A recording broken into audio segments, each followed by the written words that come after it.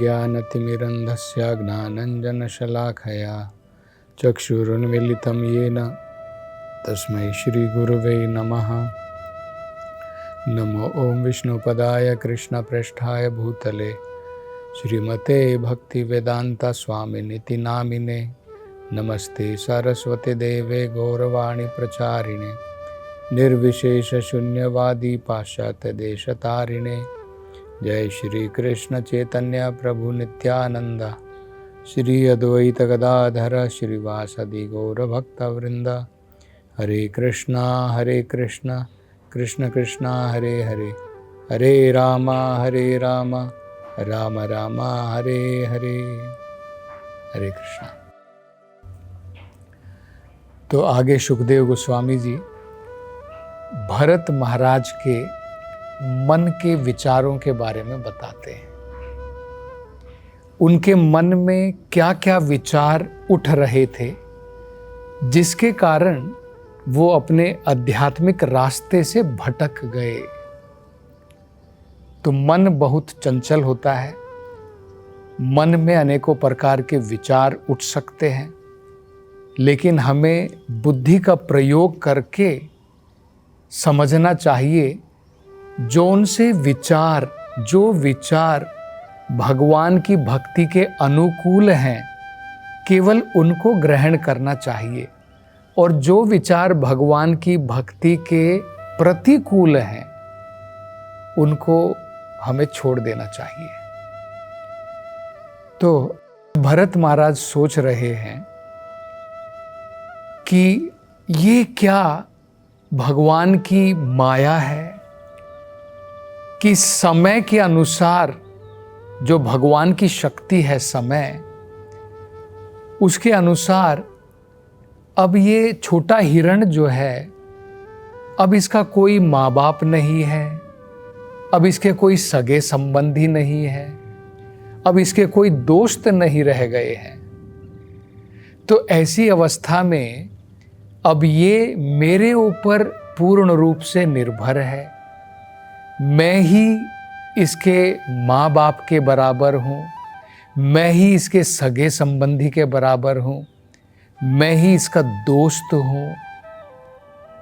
तो अगर ये इसका भरण पोषण करने में अगर मेरा आध्यात्मिक समय भी चला जाता है तो उसमें मुझे लगता है कि कुछ गलत नहीं है। मतलब भरत महाराज इस हिरण के द्वारा इतने विमोहित हो गए कि क्या सही है और क्या गलत है उसके ऊपर भी वो फैसला नहीं कर पाए। भरत महाराज इससे पहले हमने देखा था भगवान की भक्ति में काफी बढ़ चुके थे। अपना मन एकाग्र करके भगवान के चरण कमलों पर लगाते थे, आंखों में से अश्रु की धारा बहती थी, शरीर में आनंद के द्वारा कंपन होता था, उनके शरीर के रोंगटे खड़े हो जाते थे भगवान के प्रेम के कारण।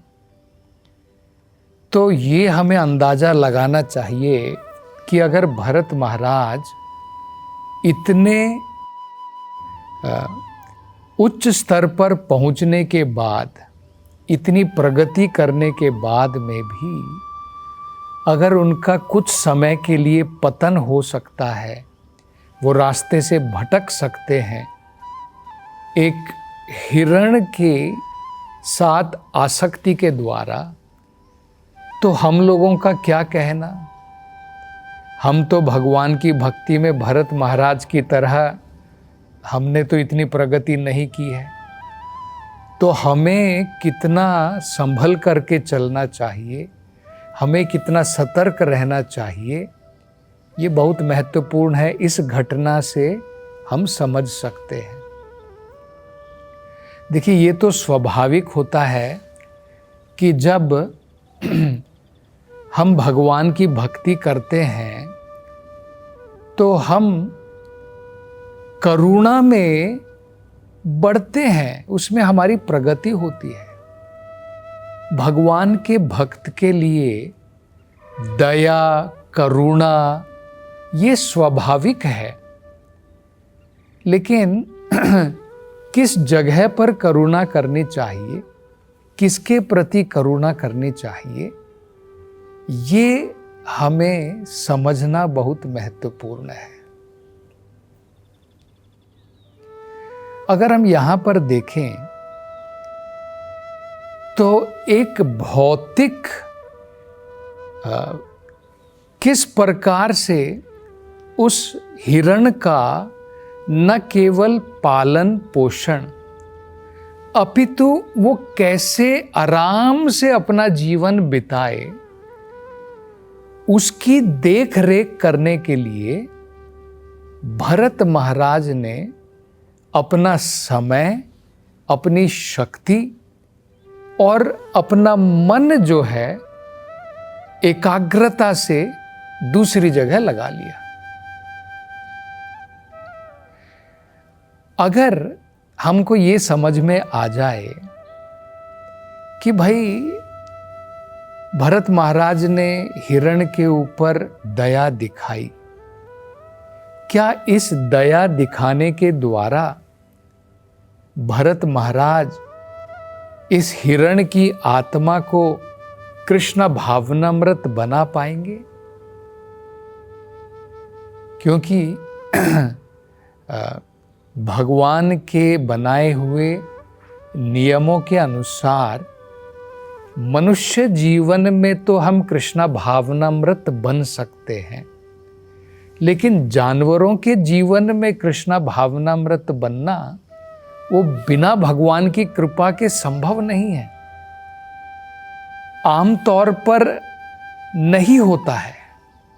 अगर भगवान की कोई विशेष कृपा किसी जानवर के ऊपर भी हो गई तो वो भी कृष्णा भावनामृत बन सकता है। अन्यथा भगवान के बनाए नियमों के अनुसार मनुष्य जीवन बहुत महत्वपूर्ण है। इसलिए तो कहा है कि मनुष्य जीवन में भगवान के बारे में जिज्ञासा करनी चाहिए। अब जानवर के जीवन में थोड़ी जिज्ञासा होती है। अगर मान लीजिए कहीं पर भागवत का प्रवचन चल रहा है, वहां पर कोई जानवर आकर के थोड़ी सुनेगा। कोई हिरण हो गया, कुत्ता हो गया, बिल्ली हो गई कि भाई मैं भी यहाँ पर बैठ करके भागवत की कथा मुझे भी श्रवण करना चाहिए। वो केवल मनुष्य जीवन में एक उपलब्धि, एक अवसर हमें प्राप्त है। हम भगवान के बारे में जिज्ञासा भी कर सकते हैं, हम भगवान के बारे में कीर्तन कर सकते हैं, हम भगवान की कथाओं का श्रवण कर सकते हैं। तो ये भरत महाराज ने सोचा नहीं कि भाई मैं दया तो दिखा रहा हूं, ठीक है, मुझे उसका, इस जानवर का कुछ भरण पोषण करने की कुछ आवश्यकता थी, उतना करके उसे छोड़ देना था। थोड़ा बड़ा होने के बाद में तो ये हिरण भगवान की कृपा से, भगवान जो है हजारों हजारों लाखों करोड़ों जानवरों का भगवान भरण पोषण करते हैं। मान लीजिए जंगल में हजारों हजारों जानवर होते हैं, हम कितने जानवरों की जाकर के वहाँ पर रक्षा कर सकते हैं, कितने जानवरों का भरण पोषण कर सकते हैं। जैसे अफ्रीका के जंगल में इतने सारे हाथी हैं, एक एक हाथी कितने टन भोजन को खा जाता है, क्या हम उसकी अरेंजमेंट कर सकते हैं? इन सब की व्यवस्था करने वाला तो भगवान है। तो ये भरत महाराज को सोचना था, क्योंकि खासकर क्या महत्वपूर्ण है कि उन्होंने अपनी जो भगवान की भक्ति करने का जो कार्यक्रम था उसके ऊपर भी ध्यान नहीं दिया। इस बंधन में वो, इस आसक्ति में वो इतना फंस गए कि उन्होंने ये भी नहीं देखा कि मैं जो कार्य कर रहा था भगवान की भक्ति में, कम से कम उसमें तो कोई कमी ना आए। अगर कुछ समय मेरा लगता था इस हिरण की देखरेख करने के लिए, तो उतना छोड़ करके अपना बाकी समय उन्हें जो है अपने भगवान की भक्ति में, आध्यात्मिक प्रगति में लगाना था। लेकिन माया इस प्रकार की है कि व्यक्ति मन के द्वारा भ्रमित हो जाता है। तो यही महाराज भरत के साथ में हुआ। फिर वो विचार करने लगे कि अगर किसी व्यक्ति ने संन्यास भी ले लिया है, तब भी उसके मन में करुणा होती है। तो मैंने सब कुछ, अपना घर त्याग दिया है, मैंने अपना राज्य त्याग कर दिया है, एक प्रकार से मैं भी सन्यासी की तरह हूँ। लेकिन इसका मतलब ये नहीं कि मेरे मन में करुणा नहीं होनी चाहिए। सन्यासी के मन में भी करुणा होती है। और वो कहते हैं, अपने स्वार्थ को छोड़ करके अगर किसी को ज़रूरत है, किसी मदद की ज़रूरत है, अपने स्वार्थ को छोड़ करके हमें उसकी मदद करनी चाहिए। तो ये इस प्रकार से विचार कर रहे हैं। लेकिन असल में देखा जाए तो किसी को भी अपना असली स्वार्थ पता नहीं है। सारे जीवों का असली स्वार्थ भगवान विष्णु की सेवा है, प्रेम युक्त सेवा है। जब सारे जीव भगवान की प्रेम युक्त सेवा में लग जाएंगे तो कोई दुख ही नहीं रह जाएगा। एक कहावत आपने सुनी होगी, हिंदी में एक कहावत है, दुख में सुमिरन सब करें, सुख में करे न कोई। जो सुख में सुमिरन करे तो दुख काहे का होए। मतलब जब दुख आता है तो हम भगवान के नाम का स्मरण करते हैं। तो ये कहावत में कहा है कि अगर हम सुख में भी भगवान के नाम का स्मरण करेंगे तो दुख आएगा ही नहीं। तो हमें ऐसा कार्य करना चाहिए जिससे दुख आएगा ही नहीं। दुख आने के बाद मदद करना, ये करना, वो करना, उसकी जगह में अगर हम भगवान की भक्ति में सबको लगा दें तो दुख आएगा ही नहीं। ये हमको महत्वपूर्ण बातें समझनी है, सीखनी है। तो यहाँ पर भरत महाराज से हम ये सीख सकते हैं कि भरत महाराज भगवान की भक्ति में इतने आगे बढ़ने के बाद भी विमोहित होकर के माया के द्वारा एक हिरण के साथ आसक्ति होने के कारण अपने पथ से भ्रष्ट हो गए, अपने पथ से भटक गए। तो हम लोगों का क्या कहना है? हम लोग भी अगर इसी प्रकार से भगवान की भक्ति को छोड़ करके आध्यात्मिक नियमों का पालन ना करके अगर हम भी कुत्ते बिल्लियों से आसक्त हो जाते हैं तो उसके फल स्वरूप क्या होगा? भगवत गीता में जो बताया गया है वो फल हमें भुगतना पड़ेगा। हम देखेंगे आगे क्या होगा भरत महाराज, क्योंकि भरत महाराज इस हिरण के विचारों में इतने डूब गए हैं कि भगवान के विचारों को भूल गए हैं। माया का यही काम है, हमें किसी न किसी प्रकार की आसक्ति में लगा देती है। चाहे वो देश के प्रति हो, चाहे शरीर के प्रति, चाहे परिवार के प्रति, चाहे समाज के प्रति, भगवान के प्रति आसक्ति छोड़ करके हम बाकी चीज़ों में जब आसक्त हो जाते हैं, उसके फल स्वरूप यही होगा जो भरत महाराज को भोगना पड़ा।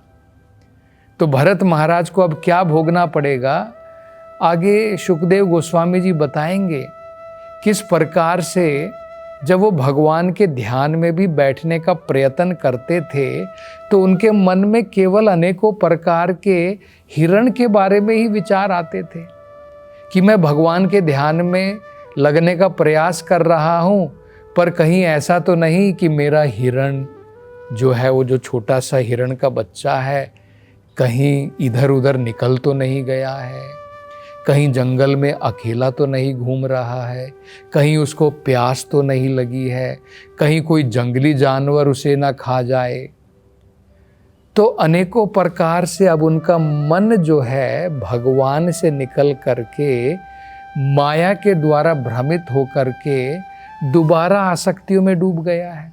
जिन आसक्तियों को वो त्याग करके आए थे, अपना घर बार, अपना राज्य, सब कुछ त्याग करके आए थे, अब दोबारा उनका मन जो है इसी प्रकार की भौतिक आसक्ति में लग गया है। तो वेदों में कहा है, भागवतम में बताया है कि भाई इस प्रकार की दया के द्वारा हम किसी के भौतिक जीवन को नहीं बदल सकते हैं, क्योंकि जिसके जीवन में जो उन्हें प्राप्त होने वाला है दुख या सुख, वो तो आएगा ही। हमारे प्रयासों के द्वारा भौतिक सुख और दुख बदल नहीं सकते हैं, केवल हम अपनी आध्यात्मिक गति मात्र बदल सकते हैं। हमारे भौतिक सुख और दुख तो हमारे कर्म के द्वारा आएंगे ही, ये हमें समझना है। इसलिए भागवत में कहा है, तस्येव प्रयतेत, तस्येव हेतु प्रयतेत कोविदा। बुद्धिमान व्यक्ति को वो प्रयास करना चाहिए जो सुख उसे भौतिक संसार में कहीं पर भी नहीं मिला, क्योंकि ये जो सुख और दुख है ये तो अपने आप समय के अनुसार आने ही वाले हैं। तो और आगे अब शुकदेव गोस्वामी जी इस प्रसंग में क्या बताएंगे, उसकी चर्चा हम अगली कथा में करेंगे। हरे कृष्णा।